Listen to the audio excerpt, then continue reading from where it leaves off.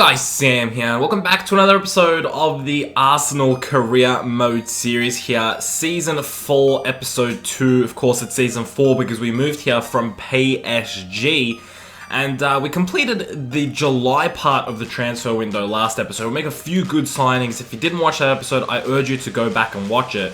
But if you don't want to watch it, this is what the team is looking like at the moment. We signed Konoplyanka, Verratti, and Davis. 3 very quality signings in my opinion. And then I asked you guys who you thought we should bring in. What positions do you think needed improvement? And I got a lot of different suggestions, mixed suggestions on whether we should keep players like Koscielny or sell him, and if we should replace Bellerin or Oxlade-Chamberlain and Kieran Gibbs.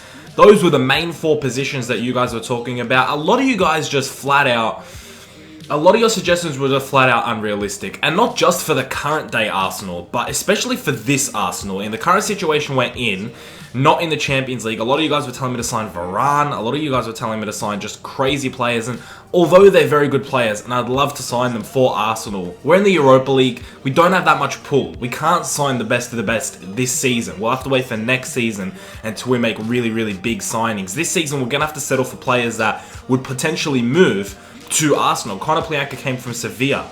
Joe Davis came from Leicester. Verratti only moved because I was here. Otherwise, he'd probably stay at PSG, who are just winning Champions Leagues and domestic and just, you know, swimming in silverware. So although a lot of your suggestions weren't really realistic, a couple of you guys did give me some really good transfer options, and I do want to thank you. Whether you gave me realistic or not, I do want to thank the fact that you guys took the time to comment on the video. Thank you very much, because a lot of you guys just came out and supported the Arsenal Career Mode, which was really good.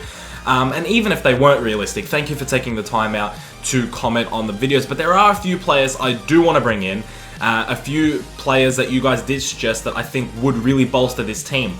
The one position that I'm not going to improve on is the right back position. And although a lot of people thought that the right back position needed improvement, I've been looking around and I can't really find any good right backs. Any right backs that would challenge Bellerin for the starting 11, if I'm honest. You know, the players that are coming back are the likes of Carvajal and Danilo, and they're players that are playing, again, for Champions League sides. We can't really be signing too many players from Champions League sides. So, as far as Bellerin, I'm so happy to keep him. Honestly, I actually am a big fan of Bellerin, real life and in-game. I think he's fantastic. So I'm happy to keep Bellerin, and maybe next season, if we're in the Champions League and if we're fighting for the Premier League and stuff like that, we can bring in, I'm thinking either Danilo or Carvajal, because they can't both be at Real Madrid. One of them is surely not getting the game time. So I'm thinking maybe next season we go for one of them. But this season I'm happy to stick with Bellerin as our right back. As far as the centre-back options, Davis and Koscielny are pretty good.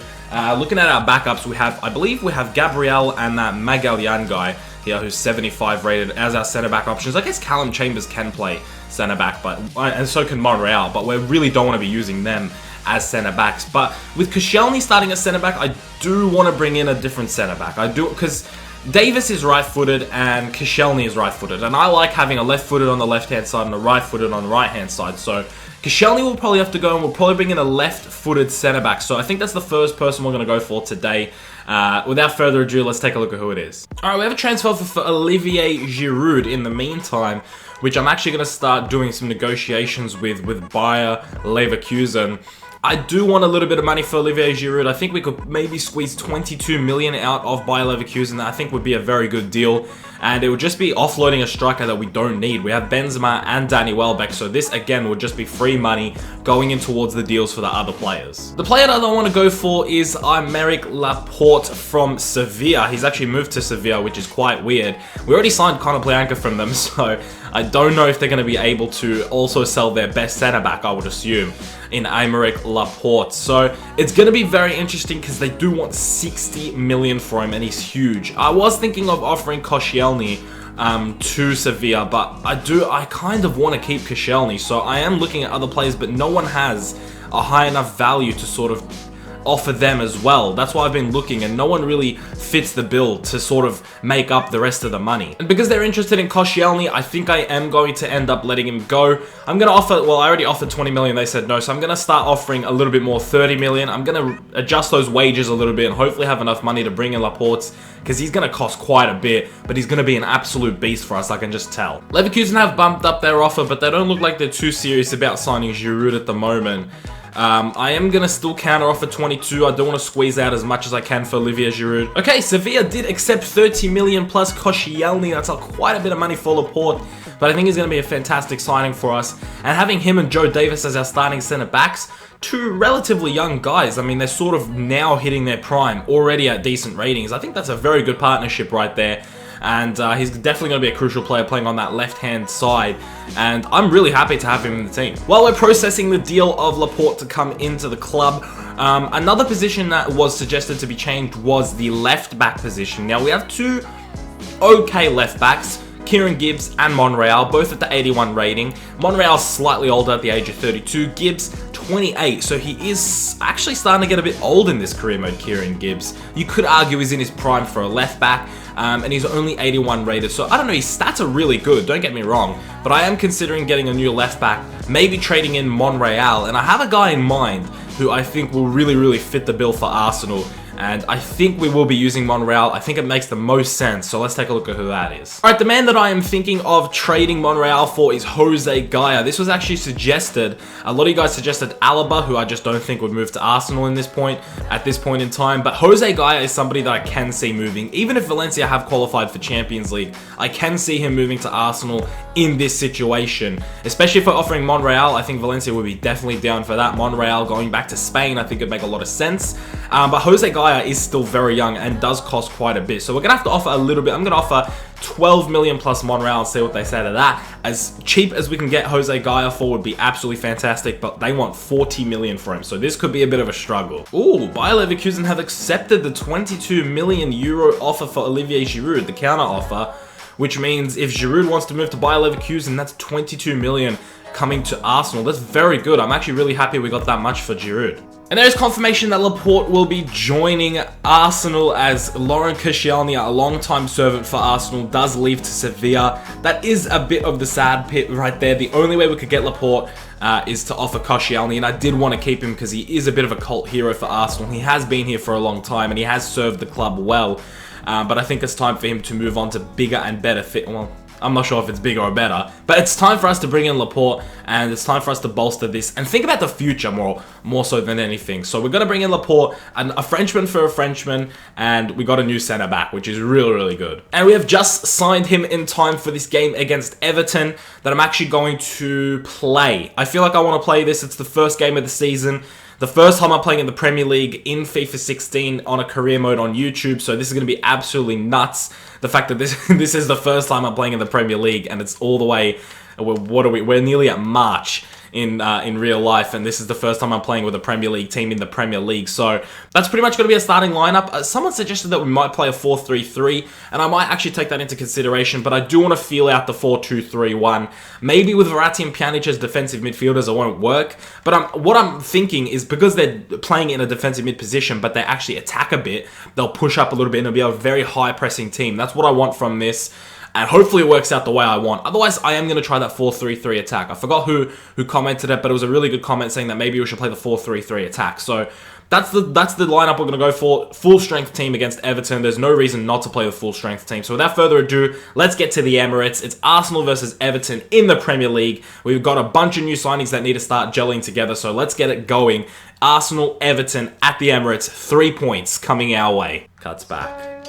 Referee. Stop that. Oh, wow. He actually has given Morales a red card there. I thought that was fully deserving of a red card. I just didn't think he's going to give it there. And Morales is sent off for just a completely unnecessary challenge, man. Chamberlain was just doing his thing, and he just comes in from behind. So 11 on 10. This should be a win now. No excuses, boys. The pressure's on. All right, we're going to have Pjanic stepping over this, of course, with the 87 free kick accuracy. Can we sneak this in from a tight angle? It's hit the post. Verratti finds Pjanic. Pjanic in a bit of room here. What's he going to do? He lays it off to Yevgen Konoplyanka, who's going to go for it. It's a good save, and it was Pjanic making the run, potentially to put it back in, but it's a good start here. Good tackle by Davis. Finds Chamberlain. Chamberlain to Pjanic. Pjanic to Ozil. Ozil's going to loft that over to Karim Benzema. Good play from Ozil. It's not the best touches from Benzema, but he's holding himself up and he gets the foul as well. Ozil playing a beautiful ball. That's what I want from him, mate. I want him to just pass the ball. That's it. Free kick results in a Pjanic attempt here. He's going to try and get this over the wall, just over. I'm still feeling out Pjanic, seeing how his free kicks do. Oh, Chamberlain just gets past his man with ease. He's got Bellerin making the overlap run. Bellerin with just a bunch of pace here. He's going to try and whip this in and try and find someone at the back post. It's Karim Benzema who hits the post. Oh my goodness, that could have been our first goal of my time here at Arsenal and of the season. Oh, he gets past Kieran Gibbs. It's going to be interesting. He's going to whip in the cross. No, he's just going to find Barkley short. Barkley does both our men, and that could have easily been a goal. We got to stay a bit more on the ball there. Kieran Gibbs switches it up to Oxlade-Chamberlain. He's going to get past Leighton Baines, whatever his name is, finds Benzema. Benzema's not going to play around. He's going to go for it, and Robles with a fantastic save. Pings that over to an oncoming Oxlade-Chamberlain, who takes the touch, lobs it over Baines. I keep forgetting Leighton Baines' name. Bellerin finds Campbell. Campbell to Benzema. Benzema lays it off to Pjanic. Back to Campbell. Good bit of play here. Joel Campbell's going to find the cross. Benzema making the run. And the header is straight at Robles, who makes the save. How many chances, boys? There it is, full time. Unbelievably 0-0. Here at the Emirates at full time against a 10-man Everton, and you can say that we dominated them, which we did, and you could say everything you want, but the fact that we couldn't pull out 3 points here is a bit scary, and Everton have gotten away with a draw. I think they'd be happy with that. 2 shots, 1 on target. They were passing it around the back for a lot of the game, but when we got the ball, we were lethal. I'm really enjoying playing with this team. It's just the final product's got to get a bit of a sharpening, so hopefully we can get those goals in the next game, which actually happens to be against Tottenham, so it's going to be a massive game. Alright, there's confirmation that Olivier Giroud has left Arsenal to Bayer Leverkusen. We get 18.5 million for that. We could look at another striker, but at the moment we have Benzema and Danny Welbeck, which I'm alright with. And then we do have Yaya Sanogo, I guess, at the very last option. There are a lot of players that can play striker if we get that many injuries, the likes of Joel Campbell and stuff like that. So I'm not too worried about the striking position right now. I'm happy to stick with Welbeck and Benzema throughout the rest of the season. Right, Valencia won 35 million on top of Monreal. We're going to go up to 20 million and see what they say to that. Again, trying to save as much money as I can, but it looks like we'll have enough to sign Jose Gaya, even if we have to go all the way up to 35 mil. Valencia aren't budging. It looks like 35 million is what they want. Again, I'm going to sort of try and meet them halfway here. We're going to go for 27.5. I don't want them to just completely cut the negotiation, so I don't want to mess around too much. Hopefully we can get this guy in, but it won't be before the Spurs game. And speaking of the Spurs game, it is on right now. White Hart Lane. We got 1 point, and actually Tottenham also only got 1 point from their game as well. They drew 2-2 with, it looks like it was Swansea City. So this is going to be an interesting match. We desperately need the 3 points. I don't want 2 points from 2 games or 1 point from 2 games. And it'd be good to leave Tottenham in the dust with just 1 point. So hopefully we can pick up 3 points today. A massive game. I need everybody on point today. It's Arsenal versus Spurs, arguably one of the biggest games in English football. It's huge. We need to win this game. It's my first North London derby, and hopefully, fingers crossed, it's 3 points. Eriksen finds Chadley. That's dangerous, but Petr Cech is there for the grab. Back to Conor Plianka. Somehow found him. Lamella's trying to catch him, but he's cut out fantastically. Finds Benzema, who finds himself on the left-hand side. Benzema cuts in. Go for the finish. Karim Benzema. It's a good save. It's still alive. It's Joel Campbell, who's offside. Here we go. Spurs now attacking. It's Dele Alli now, who finds Djordjevic. And it's the first goal conceded with a fantastic bit of play from Spurs. I can't believe that. Boys, what are we doing? It's a good bit of play here. It's Christian Eriksen who turns and just Laporte steps up. Kieran Gibbs not marking his man. It's Djordjevic for a pretty easy finish. Cech really can't do anything in that position, and it's the first goal conceded. We need to get back into this game. I can't afford a loss against Spurs. I can't even afford a loss at all, so we got to get back in this game. Victor Bellerin finds Joel Campbell making a good run. He's going to try and get past Danny Rose. He does. He gets past another man. I believe it was Vertonghen, and he goes for the finish, but he can't get the shot off. Good ball there from Bellerin to find Joel Campbell. Joel Campbell is making things happen here on this right-hand side. He's absolutely decimating the entire team. Finds Yevgen Konoplyanka. Smash that. What a save from the keeper. Who is their keeper? What a save. Konoplyanka again to take this corner. Who's he going to find in there? Laporte is in there. What is... Laporte, the keeper wasn't even there, mate. You could have just headed it at the ground. He couldn't keep it down. A free header. I'm not impressed there from Laporte. He should be doing better, especially considering the keeper was nowhere to be found. Mesut Ozil, who's been injured. That's not good at all. We don't really have too many straight-up attacking midfielders, so this is going to be interesting. I'm considering maybe putting in Joel Campbell in the attacking mid position and bringing in Oxlade-Chamberlain. Or I could switch the formation at half time, but that is not good. Hopefully Ozil's not out for too long. Otherwise, we'll have to look for an attacking midfielder. Oh, good work from Verratti. Don't call the foul, referee. Oh my god, this keeper. I'm sick of him. I'm absolutely sick of this keeper. That's a Chadley now. Trying to get past Joe Davis. He does so successfully. Trying to find Christian Eriksen at the back post. It's knocked down. Oh my god, if they had scored that, I would have just fucking rage quit. I just would have fucking quit. Yes, Benzema. I see that pass as well. Benzema with a fantastic pass to Miralem Pjanic. He's sort of kept pace with Lamela there. What's he going to do now? He cuts back outside. They've gone for the slide, but it's Pjanic still on the ball. And it's deflected onto the offside Verratti. Boys, just stay on side, man. And Welbeck finds the on-run of Oxlade-Chamberlain. If he could get to it, he does so successfully. Come on, Chamberlain. Cuts in. Go for the cross. Campbell is there. Campbell finishes it. What a hit from Joel Campbell. What an absolute hit. Great positioning and a fantastic cross. And in the 84th minute, we've brought it back. Chamberlain, fantastic work on the right-hand side. Our first goal, and it's a volley off a cross, lads. The keeper's doing nothing about that. 1-1. It's Jasper Cillessen. The first time I've gotten the chance to look at his name. Cillessen has been incredible this game for Spurs, but he's not doing anything against that. Joel Campbell, playing in the attacking mid position, mate. What a hit. 1-1. Can we get a winner now? Can only find Miralem Pjanic, and it could be a counter-attack option here for us. If someone can make a run, it's Benzema who finds the ball. What's Karim Benzema going to do with it? He's just holding it up, waiting for a run here.